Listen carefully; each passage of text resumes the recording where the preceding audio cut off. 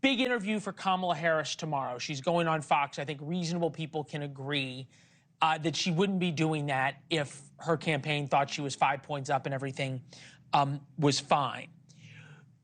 Her campaign and Democrats are spinning it as her reaching out to Republicans, to moderate Republicans, to make the case that she sort of has nothing to lose. How big is her risk if she bombs?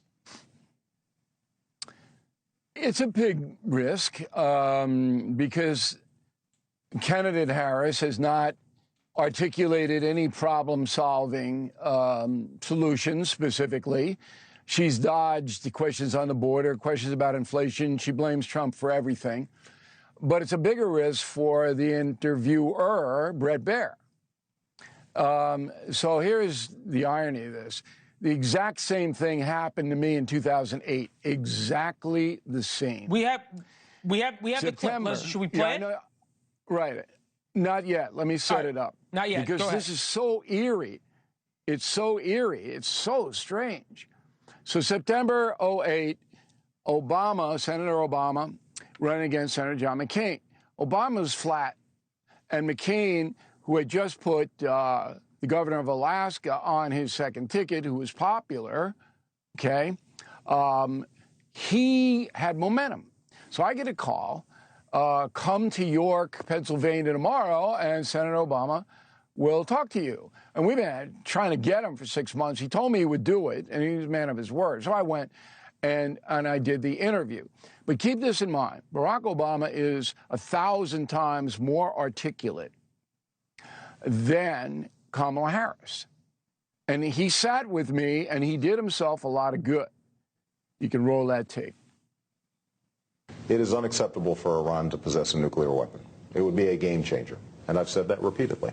I've also said I would never take a military option off the table. But would you prepare for one? Well, listen. That's the question, though, Senator. Anybody can say option. Would you prepare for it? Look, it is not appropriate for somebody who is one of two people who could be the President of the United States to start tipping their hand in terms of what their plans might be with respect to Iran. So does that mean if Bret Baier has a lot to lose or more to lose tomorrow that Obama got the best of you? Look, Bret Baier loses 1 million viewers when he comes on the air at 6 o'clock from the show in front of him, The Five. He loses 1 million viewers every night. He is a good journalist. I have known him forever, but he's not an opinion journalist. And on cable TV, people tune in for opinions. That's what they tune in for. Now, you have to do some hard news, but it's very tough for the hard news people to compete in the ratings with the opinion people. Okay. Now, Trump has already said that Baier's soft. I don't think that's true. But Baier is going to have to do exactly what I did there when I said, are you preparing a scenario to disarm Iran on a nuclear level? And he kind of dodged. And I said, no, there's a difference. Are you preparing? That's what Baier's got to do. He's not a confrontational man. There's not going to be any of those shootouts like there were with me. But he's going to have to say, I asked A, and you didn't answer. Would you like another chance at it, Madam Vice President? Always polite. But if he just goes there and let her wander into, I was brought up in a middle-class home, and the border is Trump's fault, if he allows that, he's putting his career on the line. Because FNC people, and this is going to go all over the place, are going to be furious. Yeah, let's get off of Fox for a minute. If we think about where the race is and where it goes forward, there's this question about whether or not there are undecided voters. I make the case that there is. Others make the case that there is not. There is no question that Donald Trump is seeing a rise, a significant rise in the polls. Joy Reid, who's opposite us on MSNBC, explained it this way. Take a listen. Entrepreneurial Republican pollsters can certainly gain favor with Trump, who's apparently fuming about Vice President Harris's billion-dollar fundraising and positive press.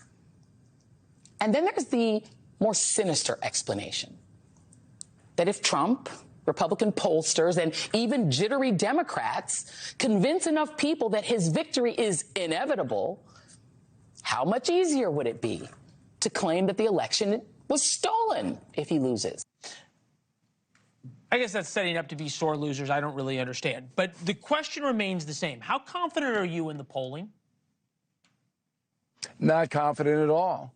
I was wrong in 2022 on the red wave. I thought it would happen because of the unbelievable inflation that Americans were experiencing, and it did not happen. So I was wrong. So I did an interesting thing today, Leland. I invited your sister, a PhD who teaches at Washington University in St. Louis, fine school. I invited your sister on the No Spin News because she's a brilliant woman, smarter than you by far, and she had picked the last two presidential races accurately. So she came on and she picked Trump to win. I thought that was very interesting. I don't have a lot of confidence in I haven't predicted. My opinion is that Trump is leading by about 2 points and that Kamala Harris is not going to get anywhere near 81 million votes that Joe Biden got. If she cracks 70, she's going to be lucky. But I just don't know about Donald Trump in the last 3 weeks, about how he's going to present himself. And that always holds people back. But look, this country is in bad shape. And if the liberals agree, but if, hold on. That's their problem. And you can make the argument also that there's a lot more bad things that can happen in the next 3 weeks for Kamala Harris than that can happen for Donald Trump, because almost all the bad stuff about Donald Trump is baked in one way or another. This is something that I think that people aren't watching and should, which is what's happening in Texas. There seems to be something in the water. Ted Cruz, very closely aligned with Donald Trump, running on the ticket with Donald Trump in Texas. He himself says he is in trouble. Take a listen. So I'm so appreciative of your viewers going to tedcruz.org, tedcruz.org, and contributing $25, $50, $100, maybe somebody giving $500 or $1,000. But go to tedcruz.org. Please come to tedcruz.org, tedcruz.org. I need your help and support. Sounds like a MyPillow ad. Cruz needs a pillow. Texans are tired of him. He'll win, but it's going to be close. But I don't have anything to do with Trump. You don't think that foretells anything bad for? Oh, of course, but you don't think that foretells something in the water in the other swing states? You don't think that? No, I'm saying outside of Texas. There doesn't Okay. I don't know about any water, but I know in Texas that people are tired of Ted Cruz. All right, that's his problem. Now, on a national level, the MAGA people, they are rock solid in support of Trump. Thanks for watching. Go to joinnn.com to find NewsNation on your television provider. And don't forget to click the red subscribe button below to get more of NewsNation's fact-driven, unbiased coverage.